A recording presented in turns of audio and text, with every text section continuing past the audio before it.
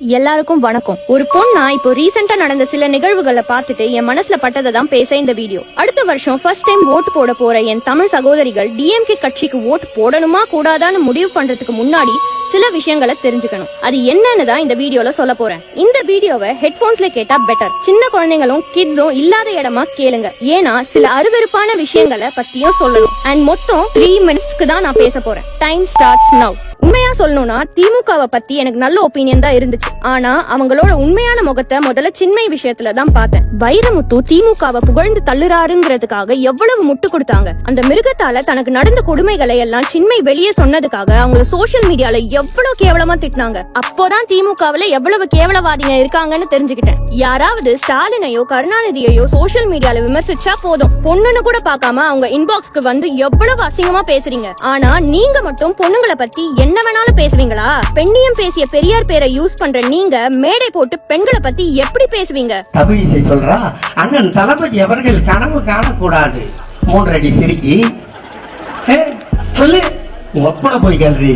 அப்பாப்பா எனக்கு தமிழிசைன்னு ஏன் பேர் வச்சேன்னு ஒப்பனை போய் கேளு. சின்னம்மாவை அம்மாவாக்குவோம், சின்னம்மாவை அம்மாவாக்குவாங்க. நான் என்னடா நினைச்சேன்னா, ஏடா 32 வருஷமா நடராஜன் முட்டி போட்டு மேய்ஞ்சி கூட அம்மா பார்க்க முடியல, இவனுக்கு எப்படி ஆக்குவான்னு பார்த்தேன். டெல்லியில சுப்ரீம் கோர்ட் இருக்கான்ல, அவன் கூப்பிட்டான், ஏய் இவனை அம்மா பார்க்க முடியாது, என்கிட்ட அனுப்புங்க, நான் ஆயா வாக்குறேன்னு சொல்லி அவன் ஆயா வாக்க அனுப்பிட்டான். ஏன்டா திமுக காரணங்க மட்டும் இவ்வளவு ஆபாசமா இருக்காங்கன்னு எங்க வீட்டுல இருக்கவங்க கிட்ட கேட்டப்போதான் நிறைய விஷயம் தெரிஞ்சது. ஒரு 30 வருஷம் முன்னாடி திராவிட நாடு எங்கன்னு அசெம்பிளில ஒரு பெண் எம்எல்ஏ கருணாநிதி கிட்ட கேட்டப்போ, நாடாவை அவிழ்த்து பாவாடையை விளக்கி பாருங்கள் அங்கே தெரியும் திராவிட நாடுன்னு சட்டசபைன்னு கூட பார்க்காம இவ்வளவு ஆபாசமா பேசினாராம். எதுக்கு இப்படி இவ்வளவு அசிங்கமா பேசுனீங்கன்னு பெண்கள் எல்லாம் போராடுனா, இல்ல நான் சொல்ல வந்ததே வேற, நீங்க தப்பா புரிஞ்சுக்கிட்டீங்கன்னு ஒரு சப்பக்கட்டு வேற கட்டினாராம். ஒரு லேடி எப்படி என்ன கேள்வி கேட்கலாங்கிற ஈகோ தானே.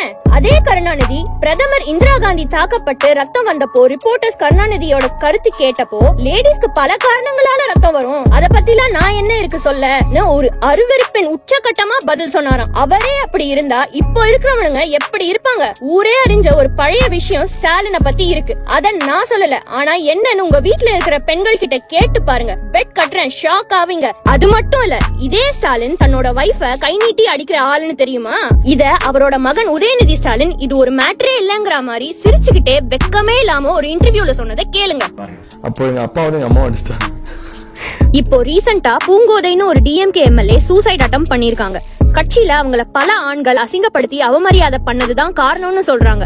இவங்க அந்த ஆண்கள் கால்ல விழுற வீடியோவை பார்த்து இந்த கட்சி எந்த அளவுக்கு ஆண் ஆதிக்கவாதிங்க இருக்க கட்சின்னு புரிஞ்சுக்கிட்டேன். இவ்வளவு ஏன் 1989ல இதே அசெம்பிளில தான் ஜெயலலிதாவை தாக்கியும் ஆடைய உருவியும் அசிங்கப்படுத்தினாங்க டிஎம்கே ஆளுங்க. அப்ப அவங்க சபதம் எடுத்துட்டு போனாங்களாம், அடுத்த முறை இந்த பில்டிங்குள்ள ஒரு சீஃப் மினிஸ்டரா தான் கால் எடுத்து வைப்பேன்னு. அன்னைக்கு அவங்க கோவப்பட்டதுனாலதான் இன்னைக்கு நமக்கு எல்லாம் தெரிஞ்ச சிங்கப்பெண் ஜெயலலிதாவா ஆனாங்க. தன்மானம் நிறைய இருக்கிற ஒரு தமிழ் பெண்ணா நான் சத்தியமா இந்த கேடு கெட்ட டிஎம்கே கட்சிக்கு ஓட்டு போட மாட்டேன். உங்க டிசிஷனை நீங்க சிந்திச்சு எடுப்பீங்கன்னு நம்புறேன்.